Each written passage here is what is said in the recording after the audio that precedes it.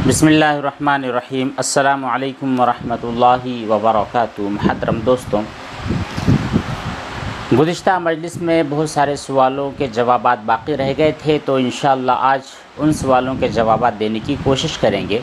उससे पहले आप लोगों से गुजारिश ये है कि मैं देख रहा हूँ कि बहुत सारे सवालात आपने वीडियोस के कमेंट बॉक्स में पोस्ट किए हैं। सेम वही क्वेश्चन आपने इंस्टा पर भी आपने डीएम किए हैं, इसी तरह वही सवालात मेल भी किए हैं। तो ऐसा ना करें, एक प्लेटफॉर्म पर जब आपने एक सवाल पूछ लिया है तो बस वहीं पर रहने दें। उसी प्लेटफॉर्म के ज़रिए इंशाअल्लाह आपके जवाबात आप तक पहुंच जाएंगे। तो क्या होता है कि डीएम आपने किया है तो वहाँ पर भी जवाबात देने के लिए, फिर यहाँ पर भी वीडियो बनाने के लिए तो बड़े प्रॉब्लम हो जाते हैं। तो इस तरह ना करें। किसी एक प्लेटफॉर्म पर आपने पोस्ट किया है तो बस वही रहने दें।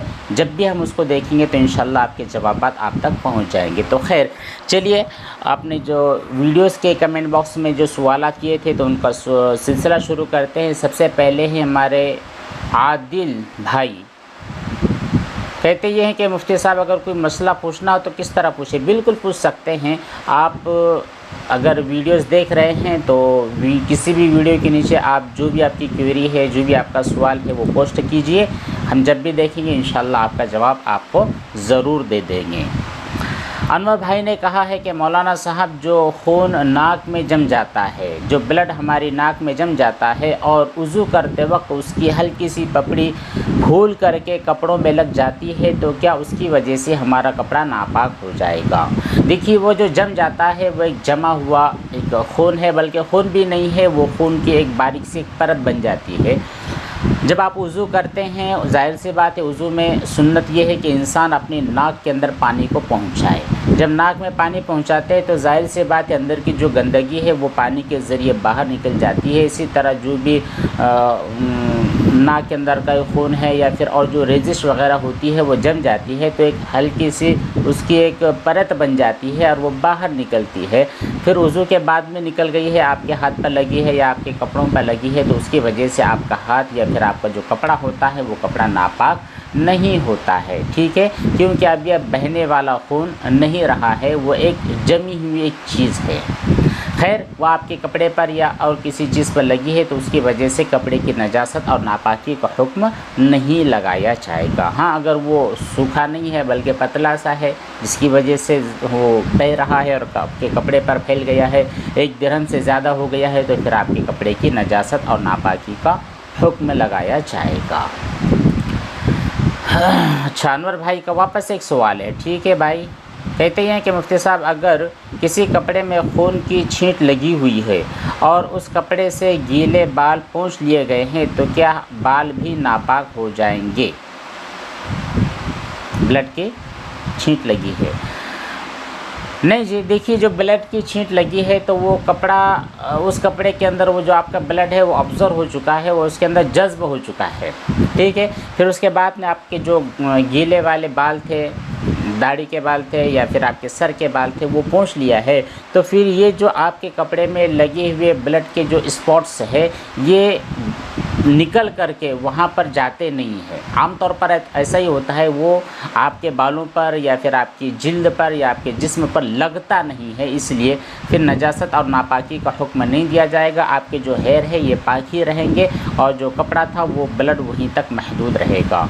और फिर वो बालों का जो पानी होता है मुख्तलिफ़ जगह में लग जाता है, तो क्या ऐसी सूरत में शक की, अच्छा आप शक की मरीज़ा हैं। देखिए, आप जब शक की मरीज़ा हैं, आपने तो नाम अनवर लिखा है, ठीक है, आपको खातून है माशाल्लाह, आपने किसी और की घर वालों की किसी आईडी से आपने सवाल किया है, तो आप जब शक की मरीज़ा हैं तो देखिए, शक को पहली चीज़ तो आपको कोशिश ये करनी है कि शक को पैदा होने की जगह आप ना दें।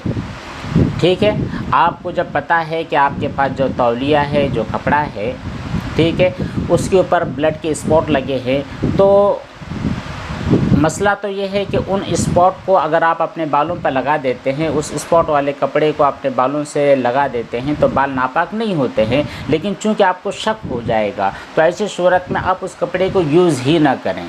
क्योंकि आपके बाल जब गीले हैं, और जाहिर सी बात है आपको पता है कि अगर मैं ऐसे कपड़े को यूज़ करूँगी तो मुझको शक हो जाएगा, फिर मेरे को प्रॉब्लम होगी, फिर मैं अपने बालों को नापाक समझूंगी, फिर मेरे बालों में जो कंघी लगी है उसको भी नजासत और नापाकी का मुझको शक हो जाएगा, फिर मेरे हैंड्स को साफ़ करना पड़ेंगे, फिर मेरे हैंड्स ने जिन चीज़ों को पकड़ा है उन तमाम चीज़ों की नजासत और नापाकी का शक मेरे दिल में पैदा हो जाएगा। तो जहाँ से शक पैदा हो रहा है आप उसी का गला घोंट दीजिए, ठीक है।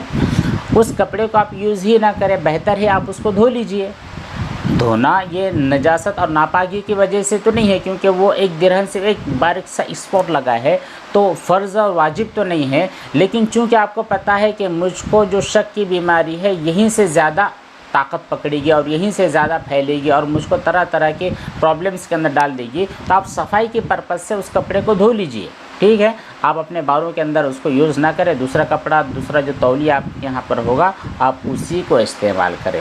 वरना मसला अगर देखेंगे तो मसले की ज़रूरत से आपके बाल नापाक होने वाले नहीं हैं। इनके बाद इदरीस खान साहब सलाम पेश करते हैं। वालेकुम सलाम इदरीस भाई। इन्होंने कहा है कि मुफ्ती साहब मेरा नाम मोहम्मद इदरीस है। जी बिल्कुल, गलत वीडियो की वजह से मैं बहुत ज़्यादा वसवसों में घिर गया हूँ 2-3 सालों से, जिसकी वजह से मेरी ज़िंदगी तबाह व बर्बाद हो रही है। मैंने उन सभी वीडियोस के जो होते हैं उनके ख़िलाफ़ तौबा कर ली है, ठीक है। उन गंदी वीडियोस को सर्च नहीं करूँगा।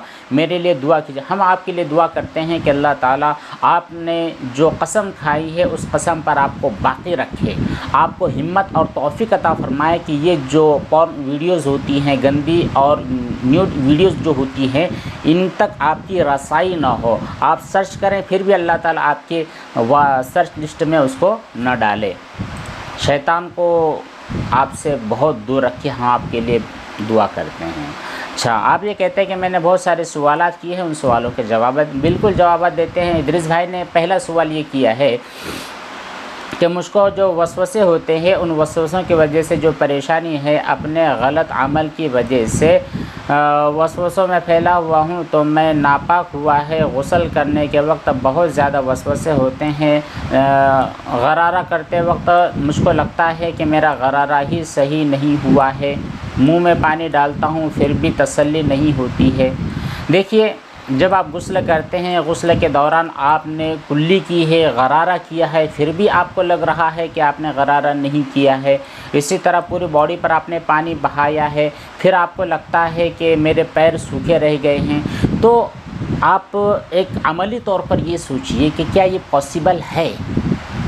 एक खुद आप बैठिए, इत्मीनान से बैठिए और सोचिए कि मैं अपने मुंह के अंदर पानी डाल रहा हूँ, तो मेरे मुंह के एक एक हिस्से के अंदर बालों के अपने जो दांत होते हैं, दांतों के साइड में, मसूड़ों के नीचे, ज़बान के नीचे, ऊपर के तालुओं में और कब्बे तक और हलक के नीचे अंदर तक, क्या ये पॉसिबल है कि आप मुंह के अंदर पानी डालें, गरारा करें, फिर भी पानी सब जगह ना पहुँचे? पॉसिबल है? बिल्कुल नहीं है। तो फिर ये जो आपको शक हो रहा है ये ऐसा शक है जो वैल्यूएबल नहीं है, जिसको आपको लिफ्ट नहीं करानी है, जिसको आपने बिल्कुल वैल्यू देनी नहीं है, छोड़ देना है। ऐसा शक किसी काम का नहीं, ये सिर्फ आपको टॉर्चर करने के लिए, आपको प्रॉब्लम में डालने के लिए है। इसी तरह जब आप गुस्ल कर रहे हैं, आपने फुल बॉडी के ऊपर 3 मरतबा अच्छी तरह पानी बहाया है, यहाँ तक कि शावर के अंदर अगर आप गुस्ल कर रहे हैं, ऊपर से अच्छी तरह शावर चल रहा है, 5-10 मिनट तक वो शावर चल रहा है, तो क्या ये पॉसिबल है कि आपकी फुल बॉडी भीग जाए और पानी के अंदर जो आपके पैर हैं उन पैरों के अंदर पैरों तक पानी ना पहुंचे? क्या पॉसिबल है? बिल्कुल पॉसिबल नहीं है। आपके पैर भी भीग चुके हैं, आपके बाल भी भीग चुके हैं, आपकी बॉडी का एक एक पार्ट अच्छी तरह भीग चुका है, आपका गुस्ल सही हो चुका है। तो चाहे आप इस वहम की बीमारी में 2 साल से हो, 3 साल से हो, 10 साल से हो, ये मैटर नहीं करता है। मैटर ये करता है कि क्या आज की पोजीशन में जो काम आपने किए हैं, आप गुस्ल आज की तारीख़ में आपने गुस्ल किया है, तो इतने काम की वजह से, इतने देर आपने आपको पानी में रखने की वजह से क्या आप सूखे रह गए हैं? आप पाक नहीं हुए हैं? इसके ऊपर ठंडे दिमाग से गौर कीजिए, ठीक है। इसके अलावा जिन चीज़ों की वजह से आप इस बीमारी के अंदर फंसे हैं उसकी जड़ को आप ख़त्म कीजिए। जाहिर सी बात है वो गलत वीडियोस के चक्कर में पड़ने की वजह से तहारत नजासत के शक में आप पड़ गए हैं, फिर यहाँ तक आप पहुँच गए हैं, तो पहली चीज़ तो ये कि जो तौबा आपने की है गंदे वीडियो से अपने आप को बचाए रखिए। अल्लाह ताला से तौफीक और हिदायत मांगते रहिए। हम भी आपके लिए दुआ करते हैं। और रहा आपका मसला, तो मसला आपका चुटकियों में हल हो चुका है। दोबारा आप इस किस्म के वहमों और वसवसों के अंदर बिल्कुल ना पड़ें। चलिए अगले कमेंट की तरफ बढ़ते हैं। कमेंट करने वाली है हमारी एक बहन सादिया परवीन। कहती है कि मुफ्ती साहब, मेरा सवाल ये है कि हमारे घर पर 2 साल का बच्चा है, ठीक है। 2 साल का जो बच्चा था वो कारपेट पर बैठा था, उसका डायपर हल्का सा लीक हो गया था। फिर बच्चे की जो माँ है उसने बच्चे को अपने हैंड पर बिठा रखा था, फिर उसी हाथों से उसने क्या किया है, घर के सब सामान को उसने हाथ लगाया है। तो जिस चीज़ को उसने हाथ लगाया है, क्या वो चीज़ नापाक हो गई है? प्लीज़ बतलाइए, बहुत ज़्यादा परेशान हूँ, क्या पाक करूँ? देखिए बहन सादिया जी, आपको किसी भी चीज़ को पाक करने की ज़रूरत नहीं है। पहली चीज़ यहाँ पर यह है कि देखिए आपके यहाँ पर जो खातून आई थी, उसके पास जो 2 साल का बच्चा था, उसने पेशाब कर दिया है और पेशाब जिस पैम्पर में किया है वो लीक हो चुका है। और आपने ख़ुद कहा है कि लीक वो बिल्कुल हल्का सा लीक हुआ। आगे आपका कमेंट है कि डायपर की जो नमी है वो दिखाई भी नहीं दे रही है। तो ऐसी सूरत के अंदर आपके यहाँ पर फ़ैन भी चल रहा था, तो देखिए अगर उसका डायपर लीक भी हो गया है, लीक होने की वजह से उसकी माँ के जो हैंड्स है वहाँ पर वो ख़तरा लगा है या फिर वहाँ पर नमी लगी है और नहीं लगी है, आप कहती हैं कि नमी नज़र भी नहीं आ रही है। अच्छा, अगर लग भी गई है तो जाहिर सी बात है वहाँ पर फ़ैन चल रहा है, कूलर चल रहा है या एसी चल रहा होगा, तो उसकी वजह से हाथ सूख गए हैं। फिर उसने चाहे किसी भी चीज़ को पकड़ा हो, कलम को पकड़ा हो, मोबाइल को पकड़ा हो या फिर आपकी इस्तेमाल की जाने वाली जो बहुत सारी चीज़ें होती हैं, किसी भी चीज़ को छुआ हो तो कोई भी चीज़ नापाक होने वाली नहीं है। अब आपको पूरा घर का चक्कर मारना, एक एक चीज़ को टटोलना, तलाश करना, उसकी तहारत और पाकी की फ़िक्र करना, आपके ज़िम्मे कोई भी चीज़ लाजिम नहीं होती है। आप ख़ुद को टेंशन लेकर परेशानी में मुब्तला ना करें। हाँ, अगर किसी चीज़ के बारे में आपको अच्छी तरह पता चल गया है कि आप ये समझ रहे हैं कि नहीं, हमारे यहाँ पर पानी की एक बोतल थी, उस खातून के हाथ में एक जो है तो उसका जो पेशाब का कतरा लग गया, वो यहाँ पर लग गया और आपको स्मेल भी आ रही है, ठीक है। उसके बाद आप इसकी तहारत और पाकी की फ़िक्र कीजिए, वरना खामखा आप अपने आप को परेशानी के अंदर बिल्कुल मुब्तला ना करें, ठीक है। उसके बाद है अगला एक सवाल है। सवाल किया गया है कि मौलाना साहब अस्सलाम वालेकुम सलाम, मुझे आपकी वीडियो से अच्छा आपने कहा है कुछ, मुझे आपकी वीडियो से ज़िंदगी जीने का सहारा मिल गया है। मुझे आप बहुत अच्छी तरह से और बहुत प्यार से समझाते हैं।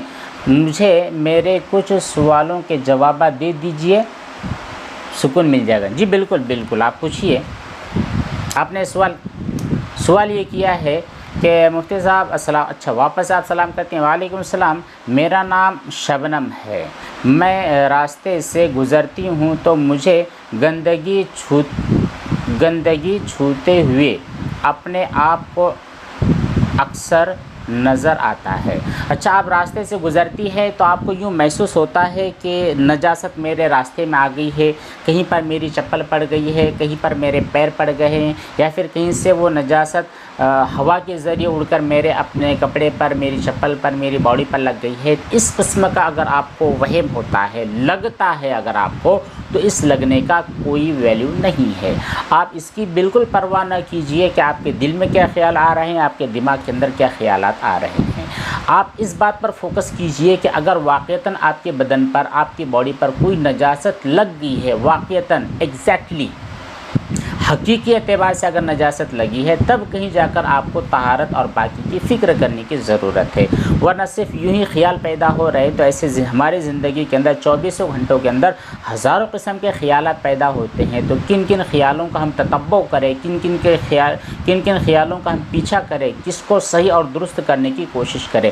तो आप किसी भी ख्याल के ऊपर आपको अमल नहीं करना है, उसके बारे में एक्शन या रिएक्शन की कोई आपको कोशिश नहीं करनी है। हकीकी मानों के अंदर अगर नजासत उड़ गई है, नजासत आकर आपके कपड़ों पर लगी है, आपके शू पर या फिर आपकी चप्पल पर, सैंडल पर या आपके इस्तेमाल की जाने वाली चीज़ों पर लगी है, तब कहीं जाकर आपको उसकी तहारत और पाकी की फ़िक्र करनी चाहिए। इसके अलावा आपको बिल्कुल टेंशन नहीं लेना है।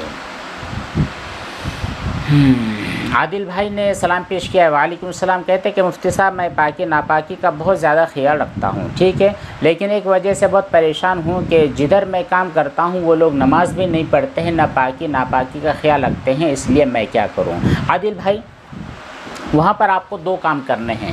पहला काम आपको ये करना है कि आपके जो भाई है या फिर आपके साथ जो काम करने वाले जो वर्कर्स हैं, उन लोगों के अंदर आप तबलीग कीजिए, उनको समझाइए, नबी करीम सल्लल्लाहु अलैहि वसल्लम की तालीमात से उन्हें आगाह कीजिए। अल्लाह रब्बुल इज़्ज़त ने जो नमाज का हुक्म हमको दिया है और हम पर फ़र्ज़ किया है 5 वक्त की नमाज, उस नमाज की उन लोगों को ताकीद कीजिए, उनको बतलाइए नमाज के फ़वाइद क्या होते हैं। नमाज की वजह से आपकी रिज़्क़ के अंदर बरकत होती है, दुनिया आपकी संवर जाती है, आखिरत आपकी संवर जाएगी। इस तरह की जो अच्छी बातें हैं, ऐसी तबलीग उसके अंदर कीजिए। इंशाअल्लाह वो लोग भी धीरे धीरे नमाज़ी बन जाएंगे। जब वो नमाज़ी बन जाएंगे तो ज़ाहिर सी बात है वो ऑटोमेटिक तहारत और पाकी का एहतियात करने, पाकी का ख्याल करने वाले और नजासत से बचने की वो लोग कोशिश करेंगे। जब तक आप दावत और तबलीग का फ़रीज़ा अंजाम दे रहे हैं, तब तक वो जो भी करते हैं उनको करने दीजिए। आप क्या कर सकते हैं, उनको समझाइए कि भाई देखिए हम मोमिन हैं, मुसलमान हैं, या फिर नॉन मुस्लिम भी अगर हैं तो ये जो गंदगी होती है, पेशाब होता है, बौल और बराज होता है, पखाना होता है, उस तरह की जो गंदी चीज़ें होती है, इनसे हमको बचना चाहिए, अपने कपड़ों को बचाना चाहिए, अपने होल बॉडी को बचाना चाहिए। इस तरह की बातें उनको कहिए तो इंशाअल्लाह वो भी धीरे धीरे अच्छी बातों को समझ जाएंगे।